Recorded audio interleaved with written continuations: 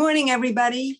Welcome to the Safety Net, Brookline Interactive's cable TV show dedicated to domestic violence. But during COVID and because of COVID, we've expanded the issues that we cover. I'm Susan Howards. I'm a local attorney here in Brookline, criminal defense with a focus on domestic violence. And today we have a special guest. This is her second time repeat performance by command. Attorney Annika Bockius-Suwyn. Did I say that right? Bockius-Suwyn, but you're very close. Not close enough. My apologies. All right.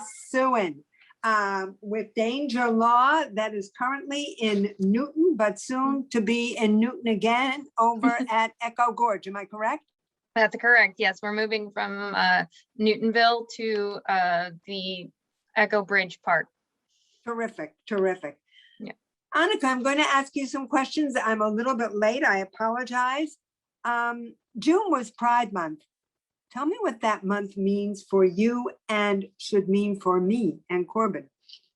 Sure. So Pride Month has been, I think, a really interesting time in the last few years. It's really evolved to a national level and for everyone, which is really nice. It started around the anniversary of the Stonewall riots in 1969. So in 1969 at the Stonewall Inn in New York City, which was a bar frequented by the gay community, but particularly by trans women of color. At the time, the police were known for, and the mob were known for shaking down gay bars for protection money. And then the police would still often raid the gay bars to arrest people for cross-dressing, for homosexual activity, all of that.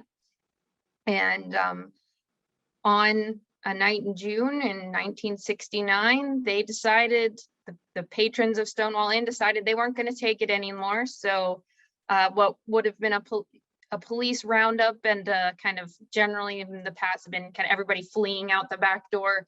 They stood up. They started several days of protests and riots. Bricks were thrown, mostly by trans people of color. They're really Sylvia Rivera and Marsha P. Johnson are really kind of the mothers of the movement. And then gay liberation movements and parades started on the anniversary every year of the Stonewall riots, and they've evolved into what we think of as Pride Month with the Pride parades. Pride has in many ways become very corporate, especially the parades. And I think there's certainly a place for that. It really shows how by pandering to the LGBTQ community is no longer a death sentence for corporations is actually helpful for them. And that says something about our level of inclusion in society. But there's also been some recent pushback to really reclaim the community aspects of it as well, and not just be a parade for corporations, but also to be a place where we honor the more marginalized among us. I think sometimes, especially up here in New England, cis and white LGB people, lesbian, gay people, bisexual people can be shielded a little bit against some discrimination because of that white and cisgender privilege. So they're not transgender, they're white, they usually are more middle and upper class.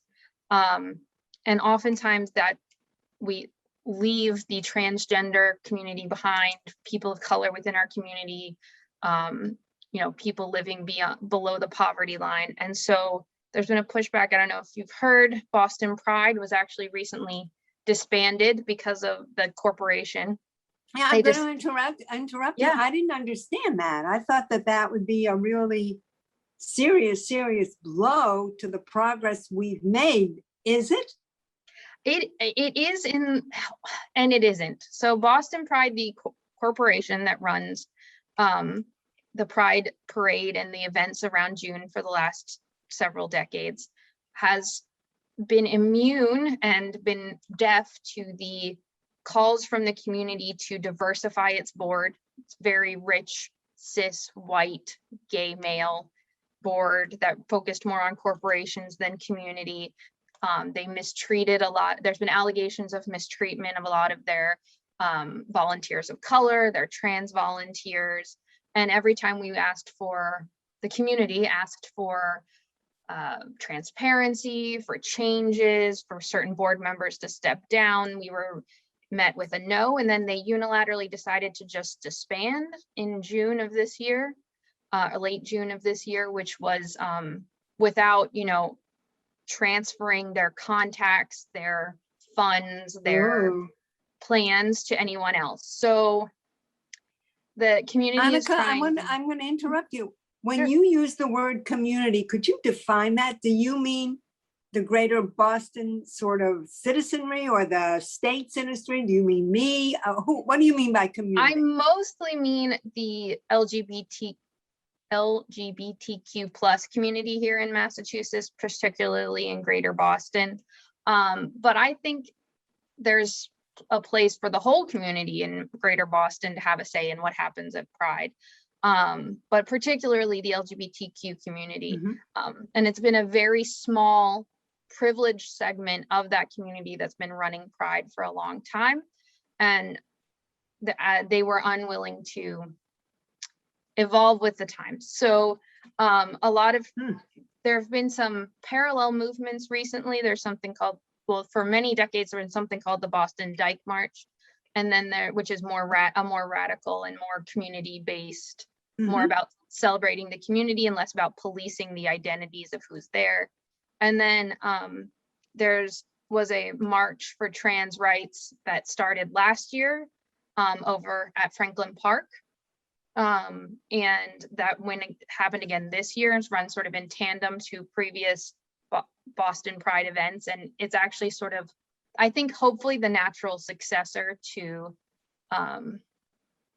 Pride, but we have to see what happens in terms of the community is really reforming around who's going to be the new leadership of having Pride events. Will there be a new kind of Boston Pride that has more of a grassroots movement? Will there be, several groups that do it? It's all very up in the air right now. GLAD, GLBTQ Legal Advocates and Defenders, which is an organization I'm on the board of and has been a legal rights nonprofit since the 1978. Right. We're not stepping in to make any of those plans, but we are supporting any of the groups that are sort of trying. Why?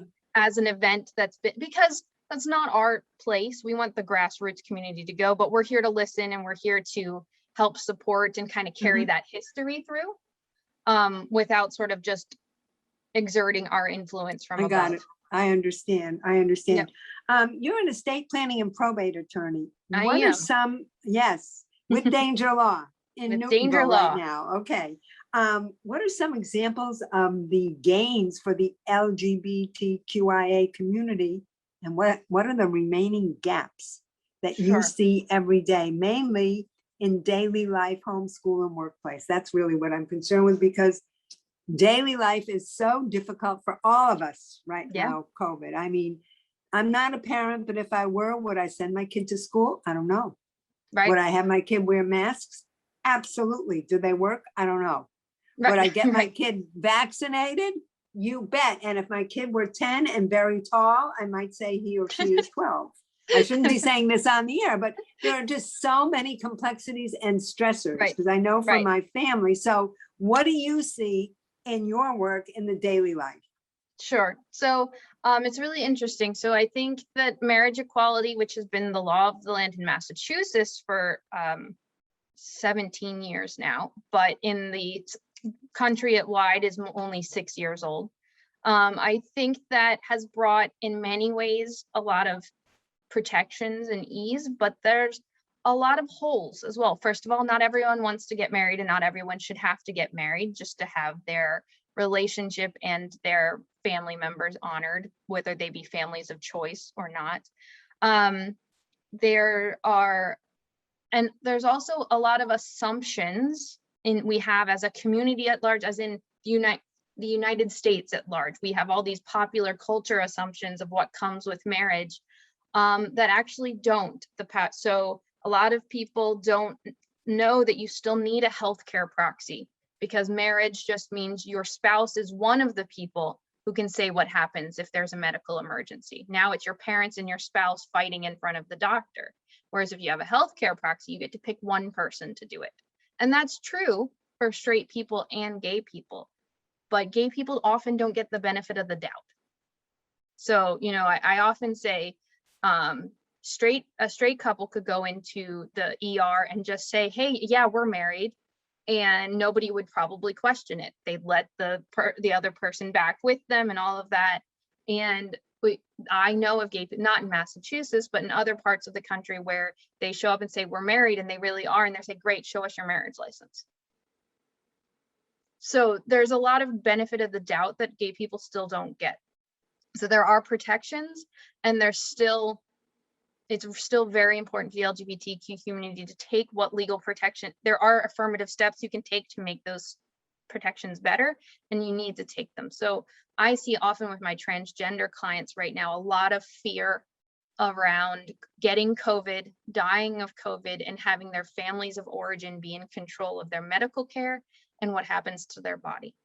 So do trans receive the same amount and quality of medical care, or discrimination sort of creep in there too? There's a ton of discrimination around that. There's a ton of fear among the transgender community of what it has to going into the doctor. So they do tend to avoid the doctor, either for fear of discrimination. The doctors ask a lot of questions that's very triggering for their gender dysmorphia, you know, and there's not a lot of trans-informed doctors. So I was just going to ask that. Are there doctors? Is there a resource list of doctors and healthcare providers who are educated? Sure. So I wouldn't say there's a list particularly. There's a lot of word of mouth. A good resource is the Fenway.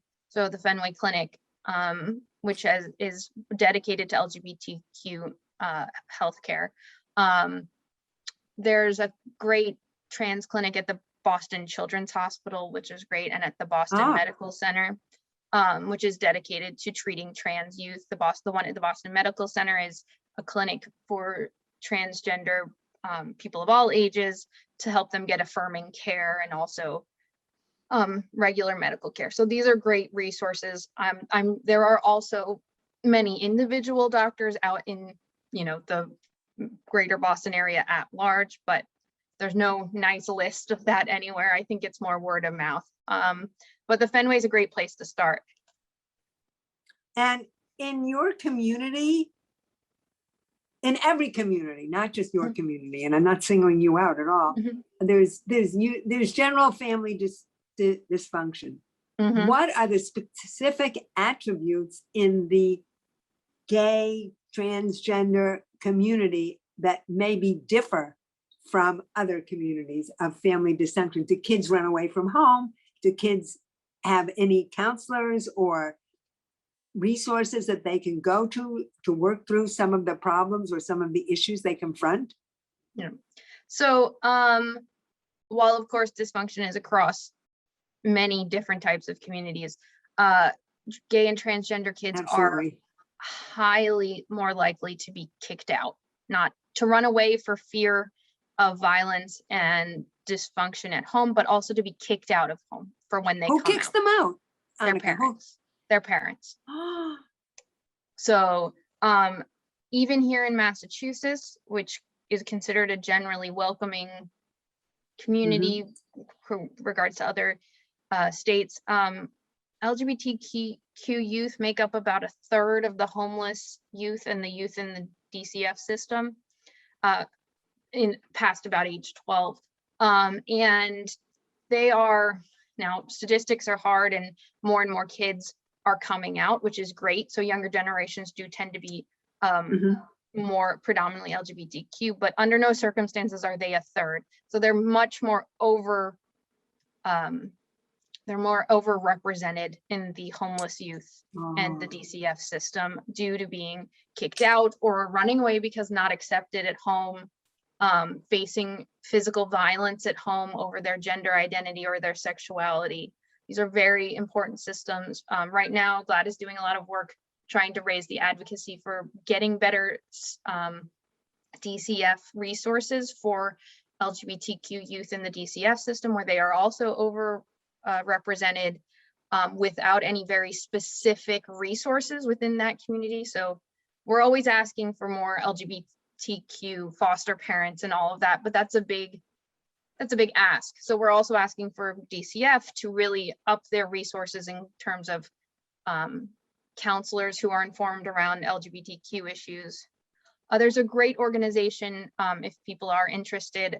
This is outside of DCF. It's called Bagley, Boston Area Gay and Lesbian Youth is what it used to be called. I'm sure they've changed their acronym recently to be more including more than just gays and lesbians, but it's for youth up to about 23 to find community and resources, whether they're in accepting homes or not, around issues of gender and sexuality. So those are some great resources out there. Great. Annika, what kind of educational outreach, if any, is GLAAD doing to maybe help the parents be more accepting of their child, to help DCF, which has enormous problems anyway, Sure. Be more enlightened about the variety of children who unfortunately end up in DCF care? Is GLAAD doing anything, and what can the public do? Sure. So that's always something great to talk about with your local state senator and state representative. They're great. We're working with the legislature to get more funding to DCF for things like greater counselings and things like that.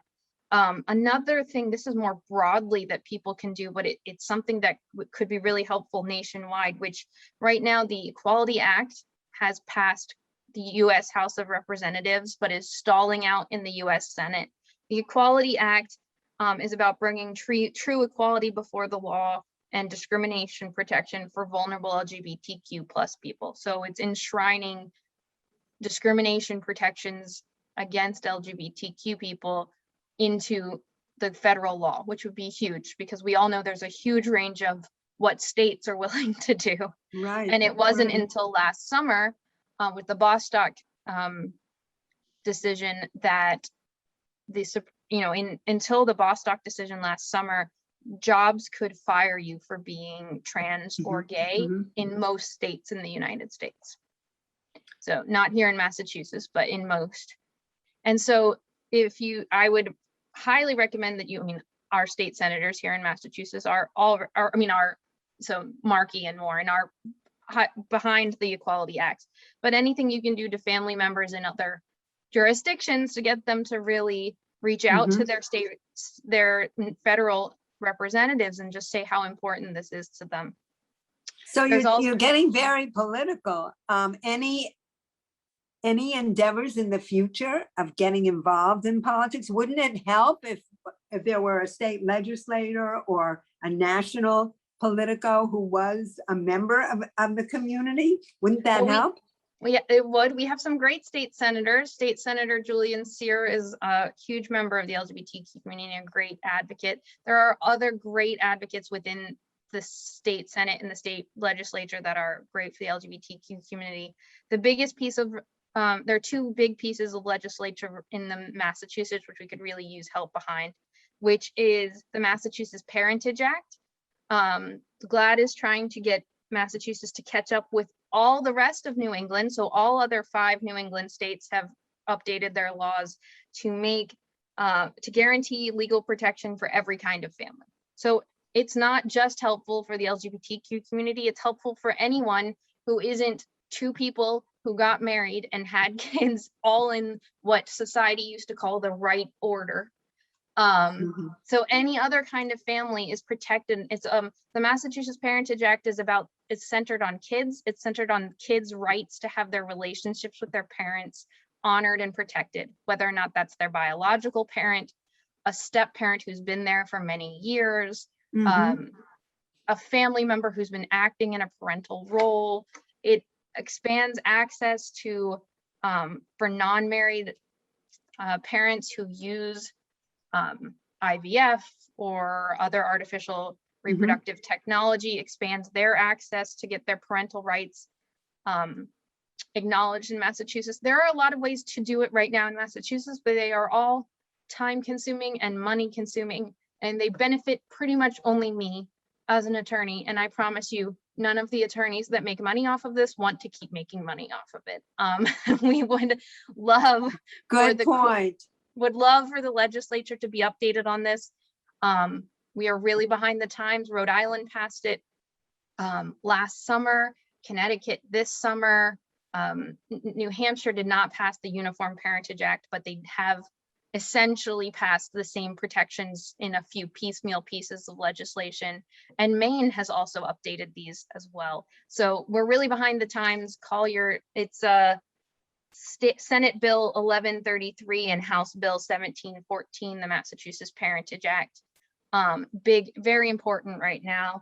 Another one is, and I unfortunately I'm very involved in the coalition for the Massachusetts Parentage Act. So that's why I have all that information in front of me. But you're also co-chair of the board of directors of the Bar Association, the LB, yes, and that is right? the capacity in which I am technically involved in the Massachusetts Parentage Act coalition. Okay. You're so really busy. Yes, the Bar advocating, Association is very supportive of this legislation. We ask that everyone else is too. There's also legislation that was just passed in Maine, and we're trying to get passed in Massachusetts to allow PrEP, so HIV pre-exposure prophylaxis, to be available over the counter at pharmacies. So from the pharmacist, but without a prescription. Wow. Which would really cut down on the stigma. We've had a lot of problems recently with primary care doctors being uncomfortable prescribing PrEP, even though if there were access to PrEP across all without the stigma, easy access, we could end the HIV epidemic within a generation. Oh my gosh. Annika, this has been so informative. We have 1 minute left. What would you like to say, and how can people get in touch with you? Sure. Because you're so helpful. Sure. So I would say if there's anybody who's transgender out there, Danger Law is holding an estate planning clinic at Bagley on October 23rd with free healthcare proxies and declarations as to remains for the transgender community. Please reach out to me. It's Annika, ANNIKA, @dangerlaw.com, all one word. You can also go to dangerlaw.com. We're all very accessible on the website. I would love to answer any questions people have about legislation, about this clinic, about anything really. I love to talk about it. As we know, I've filled up 23 Annika, minutes. thank you so much. I hope you'll come on again. Yes. Annika from Danger Law, if you have any questions at all, reach out to her, and we'll put your contact information in this recording. Thank you, Annika. Good luck with all that you're doing. Thank you.